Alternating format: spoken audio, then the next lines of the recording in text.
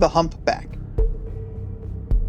An aptly named assault-class submarine designed to handle almost any situation the depths of Europa can throw at it, the stalwart Humpback is the ripely aged warhorse of the Coalition Navy. The Humpback is the venerable elder of all Europan-designed submersibles, as the Humpback actually predates even the Coalition by nearly a century.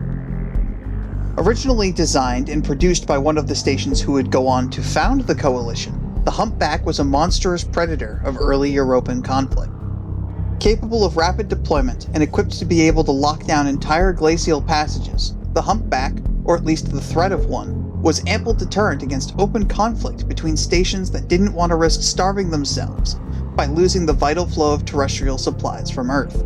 However, once contact was lost with Earth, and years later the Coalition declared independent, the Humpback found its role shifted from that of a static defense vehicle to that of an armed reclamator, seeking out lost outposts to assist, cripple, or bring to heel as the Coalition required. Despite advances in design, construction, and technology, the most common service model, the WH4-L3, still sees service and construction across Europa, and its performance standards make it easy to see why. With a hull length of 44 meters, the Humpback has a lackluster cargo capacity of merely 4 standard containers, but more than makes up for this with a full suite of industrial and medical fabrication facilities for onboard resource refinement and equipment production. In addition to this, as an older style of military vessel, the Humpback sports a hybrid dual-hull design, allowing for additional protection of the interior at the cost of minor dead space and difficulty in repairing leaks outside of dry dock. The Humpback's potent 18-cylinder engine allows it to reach speeds far in excess of its class, with an impressive top speed of 26 km per hour. However, its ballast tanks struggle to compare, with a top descent velocity of merely 13 km per hour. Due to its earlier construction date, most Humpbacks came standard with a first-generation Horn and Wang anvil model reactor.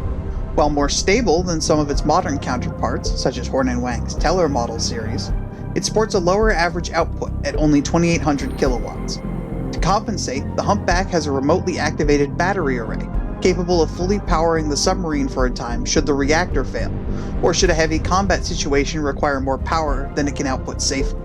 As for armament, the WH4-L3 Humpback comes with 2 forward-mounted Volt model coil guns, located at the upper and lower bow, paired with a 16,000 kilowatt Ampere railgun mounted at the lower center of the submarine. While powerfully armed, excessive firing of the weapons suite will require the crew to pull the battery reserves, or risk losing power to other systems such as production or navigation. If the crew can find the power and marks to spare, a final hardpoint is available at the upper rear of the submersible. All of the Humpback's firepower and self-sustaining facilities come at the modest price tag of 7,800 marks, thanks to its heavy reliance on older technology.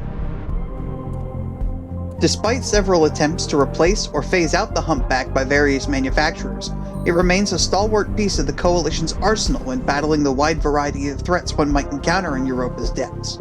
A number of more successful modernizations, such as the Ehrenwert refit, have taken hold as well, but the core design remains consistent throughout most dockyards. In totality, the Humpback is very akin to the elderly captains you find at the back end of station bars. Old, grizzled, experienced, but still ready to teach you youngsters a thing or two, with a hell of a right hook.